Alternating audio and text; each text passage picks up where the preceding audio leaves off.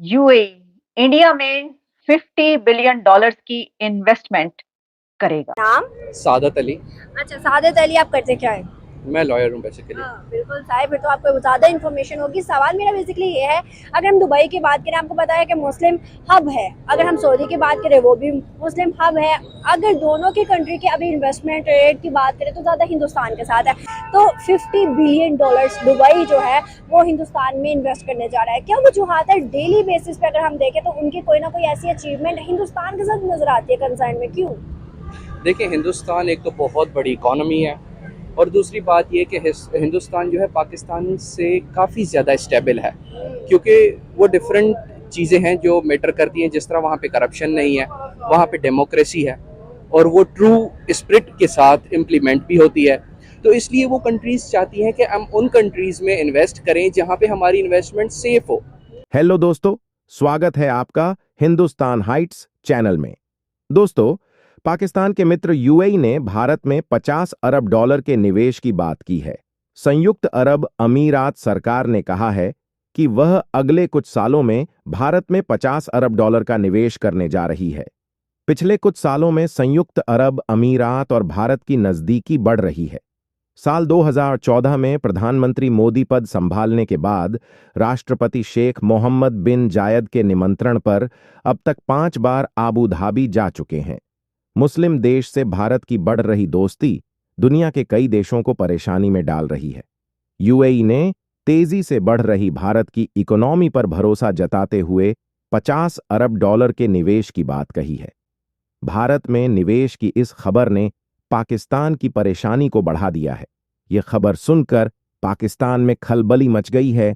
आइए सुनते हैं पाकिस्तानी मीडिया और पाकिस्तानी जनता का रिएक्शन। इस वक्त जो खबर हमारे सामने आ रही है वो ये है कि अबू धाबी की तरफ से ये कंसिडर किया जा रहा है कि इंडिया के लिए $50 बिलियन की इन्वेस्टमेंट का प्लान है और ये अगले कुछ महीनों में इसकी अनाउंसमेंट हो जाएगी।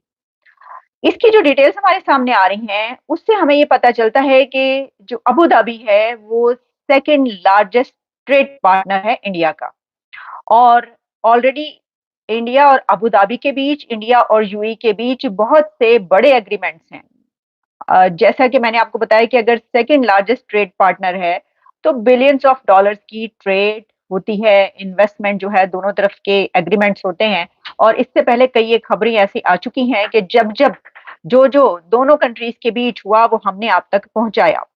अच्छा, इंडिया की तरफ से यूएई के लिए बहुत सी ऐसी कामों में छूट दी गई और उनको जो ट्रेड है उसके लिए टैक्स की छूट दी गई। जो भी इसमें खबरें आई हमने आप तक पहुंचाई कि कैसे जब वहां पर इन्वेस्टमेंट की बात की जाती है तो दूसरी तरफ से भी उनके लिए सहूलियात, फैसिलिटीज प्रोवाइड की जाती हैं। लेकिन अब ये खबर अपनी जगह पर कितनी अहम है? इस वक्त जो इंडिया के ताल्लुकात हैं गल्फ के साथ, उसमें इसका क्या एंगल है और इसी के साथ पाकिस्तान के लिए ये खबर कितनी अहम है? क्योंकि खबर ये हमें बताती है कि आप अपने ताल्लुकात को, अपने रिलेशंस को कैसे अच्छा बना सकते हैं और उससे कैसे फायदा उठा सकते हैं। क्योंकि पाकिस्तान और यूएई के जो ताल्लुकात हैं वो भी कुछ कम पुराने नहीं। लेकिन जब हम इस खबर पर नजर डालते हैं तो इसमें थोड़ी सी अगर हम हिस्ट्री देखें तो इंडिया के रिलेशंस, पाकिस्तान के जैसे यूएई के साथ रिलेशंस है ना, इंडिया के रिलेशंस पहले ऐसे नहीं हुआ करते थे।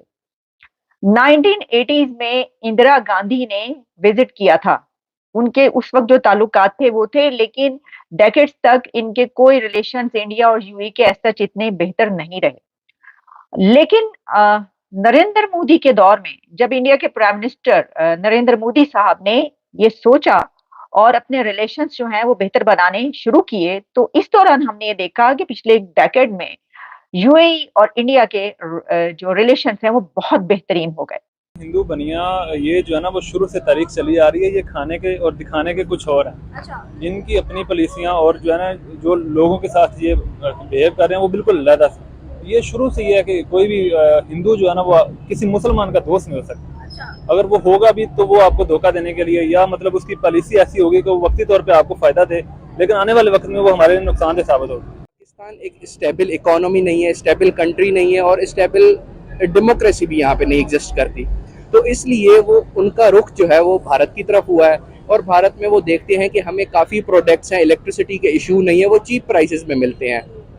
तो ये ट्रेड हो गया उनका बायलैटरल जितना भी है, तो वो काफ़ी इंडिया के साथ जो है ना उसको काफ़ी फ़रोग़ मिल रहा है। तो इसी वजह से वो जो है वो ह्यूमन एक्सचेंज हो गया या फिर लेबर एक्सचेंज हो गया या टूरिस्ट हो गया, वो जितना भी सिस्टम है वो इंडिया के साथ कनेक्ट रहकर करना चाहते हैं, क्योंकि दुनिया पूरी इकोनॉमी ओरिएंटेड हो चुकी है। तो इसलिए हर कोई अपना फोकस अपने इंटरेस्ट की तरफ बढ़ाता है, ना कि बस के हम मुस्लिम कंट्री हैं तो हमें मुसलमानों की हेल्प करनी चाहिए।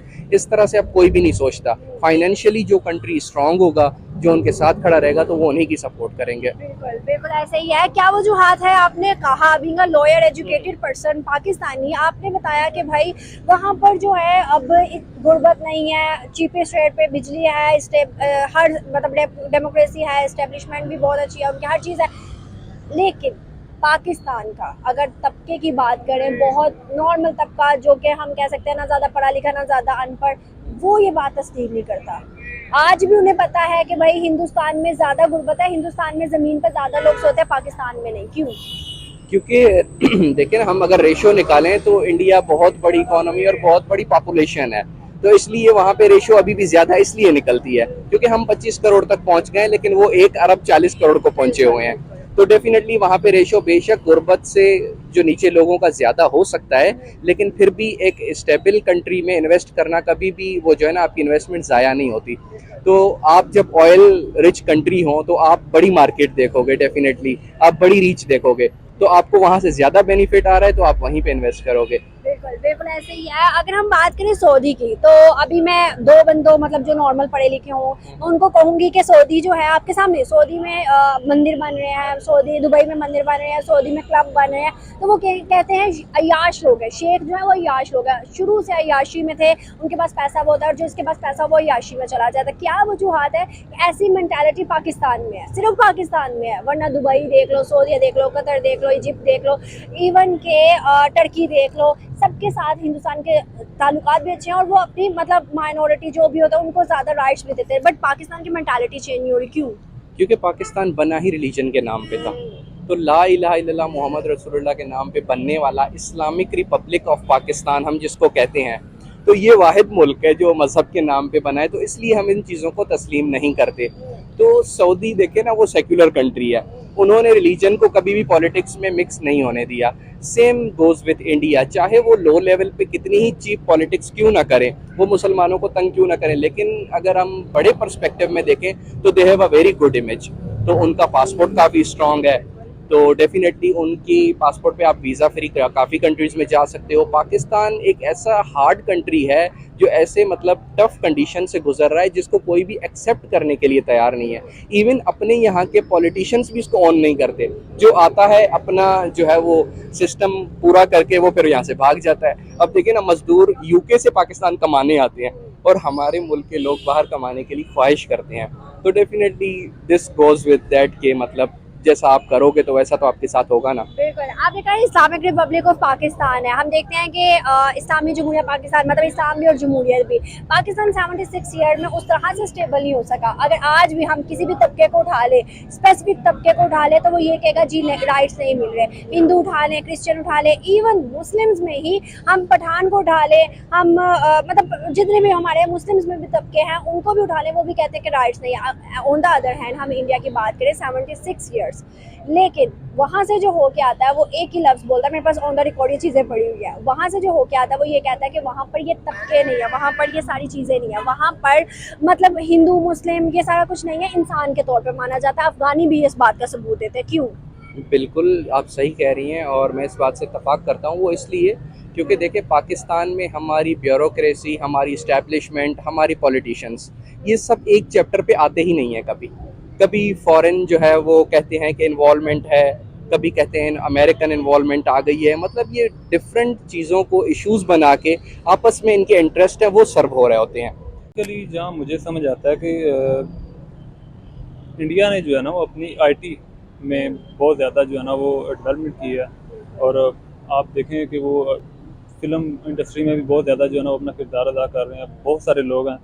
और पाकिस्तान का जहाँ तक सवाल है तो ये है कि पाकिस्तान में अभी जो है ना अदम इस्तेहकाम है, लोग जो है ना परेशान है, अब किसी को पता नहीं चल रहा क्या हो रहा है, सियासतदान जो है वो आपस में उलझे हुए हैं, बजाय इसके कि वो बाहर की पॉलिसियों को जो है ना वो सही करें और एक इम्प्रूवमेंट करें। जो अभी हालात की जो है ना वो तकाजा है, वो हम आपस में उलझे हुए हैं, और इस वजह से जो है ना वो ज़्यादातर लोग जो है, अब आप देखें एक चीज़ है, एक मुल्क है वो उसे खुद का नहीं पता चल रहा कि वो किस सिमत जा रहा है, तो वो दूसरे जो मुल्क हैं वो उस पर जो है ना इन्वेस्टमेंट नहीं करेंगे।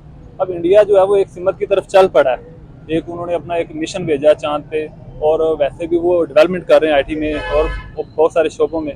तो हमेशा से जो बाहर के मुल्क होते हैं, चाहे वो आपके पड़ोसी हैं, वो इस्लामिक ममालिक हैं, लेकिन उनका जो इंटरेस्ट है वो बिल्कुल जो है ना वो उन लोगों पे होगा जो डेवलपमेंट करते नजर आ रहे हैं। जबकि हम जो है ना वो आपस में लड़ रहे हैं, हमारी सियासत जो है ना वो देख लें, सियासी हुक्मरान जो है वो आपस में लड़ रहे हैं एक दूसरे को, कभी उसने जेल में डाल दिया, उसने जेल में डाल दिया। तो उस वजह से जो अदम इस्तेहकाम है ना, उस वजह से कोई भी मुल्क नहीं चाहेगा कि एक ऐसे मुल्क में वो इन्वेस्टमेंट करें जिसमें जो है ना उसे उसके जो है ना मुस्तकबिल का कोई पता ही नहीं।